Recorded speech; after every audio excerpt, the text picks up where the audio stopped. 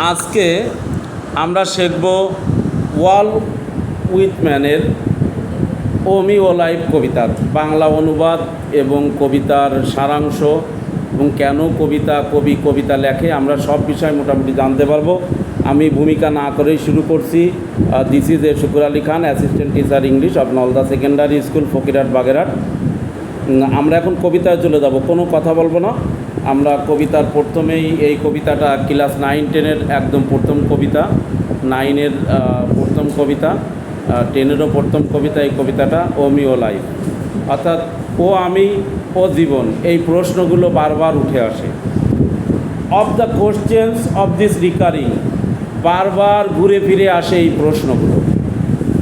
Of this endless trains of the faithless of cities fill with the foolish, অবিশ্বাসীদের অন্তহীন ধারা বোকামিতে পূর্ণ শহরগুলোতে। O myself for ever reproaching myself, অর্থাৎ নিজেকে সারা জীবন দোষারোপ করি। For who more foolish than I and who more faithless, অর্থাৎ কারণ আমার চেয়ে বড় মূর্খ আর অবিশ্বাসী আর কে আছে।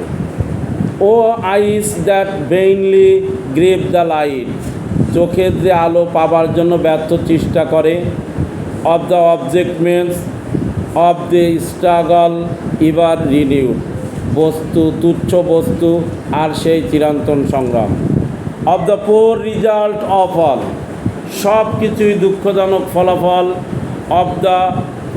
Of the plodding and sordid crowds I see around me, আমি যাদের চারপাশে দেখি সেই ক্লান্তিকর আর অপবিত্র ভিড়। এই জায়গা প্লোডিড অ্যান্ড সোল্ডিং মিনস সোল্ডিড ক্রাউডেড, এর উপর ভিত্তি করে একটা প্রশ্ন আছে তোমাদের।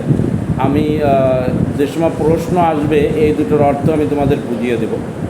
Of the empty and useless years of the rest with the rest me intertwined, অর্থাৎ অন্যদের মতো আমারও শূন্য আর অপ্রয়োজনীয় বছরগুলো। The questions O me O sad recurring what good amid this O me O life, এই প্রশ্ন বারবার ফিরে আসে। ও আমি ও জীবন, এই সবের মাঝে কি ভালো থাকতে পারে? আনসার, উত্তর। কবি একদম সর্বশেষ এসে এর আনসার দিছে। দ্যাট ইউ আর হিয়ার, তুমি এখানে আছো। দ্যাট লাইফ এক্সিস্ট, জীবন আছে। অ্যান্ড আইডেন্টিটি, এবং পরিচয় আছে। That the powerful play goes on, এই শক্তিশালী নাটক চলতে থাকবে। And you may contribute a verse, আর তুমি তাতে একটি কবিতার লাইন যোগ করতে পারো। ওয়াল্ট হুইটম্যানের এই কবিতাটি ও মি ও লাইফ কবিতাটি জীবনের অর্থ উদ্দেশ্য সম্পর্কে গভীর আত্মবিশ্লেষণের ফল। তিনি এই কবিতায় মানুষের হতাশা, সমাজের মূর্খতা, জীবনের নিষ্ফলতা ও ব্যক্তিগত দ্বন্দ্বকে তুলে ধরেছেন। তবে শেষ পর্যন্ত তিনি জীবনের মূল্য ও প্রত্যেক মানুষের অবদানের গুরুত্ব তুলে ধরেছেন। কবিতা লেখার কারণ ভালো করে বুঝতে হবে। জীবনের অনিশ্চয়তা ও হতাশা। হুইটম্যান দেখতে পান যে মানুষ বারবার একই হতাশাজনক পরিস্থিতির মধ্যে পড়ে এবং সমাজে অনেক মূর্খতা ও অবিশ্বাস বিরাজ করে। তিনি নিজেকে এর অংশ হিসেবে দেখেন এবং আত্মোপলব্ধির মাধ্যমে জীবন নিয়ে প্রশ্ন তোলেন। দ্বিতীয় ক্ষেত্রে মানুষের অস্তিত্ব পরিচয়। কবি বোঝাতে চান যে যতই জীবন কঠিন হোক না কেন, প্রতিটি মানুষের অস্তিত্বের একটি উদ্দেশ্য রয়েছে। সমাজে ছোট বড় যে কারোর জীবনে একটি মূল্য আছে। জীবনকে অর্থপূর্ণ করে তোলার আহ্বান। শেষ লাইনে তিনি জীবনের এই এক ইতিবাচক দৃষ্টিভঙ্গি তুলে ধরেন। That the powerful play goes on and you may contribute a verse, জীবনের এক মহাকাব্যের মতো এবং প্রতিটি মানুষ এতে নিজের মতো করে একটি ছন্দ বা পদ যুক্ত করতে পারে। এই কবিতা মূলত নিঃসঙ্গতা ও হতাশার জীবনের এক অনুপ্রেরণামূলক বার্তা দেয়। এটি হুইটম্যান এর দার্শনিক দৃষ্টিভঙ্গির প্রতিফলন, যেখানে তিনি মনে করেন প্রতিটি মানুষের জীবনই গুরুত্বপূর্ণ এবং আমাদের সবারই এই পৃথিবীতে কিছু না কিছু অবদান রয়েছে।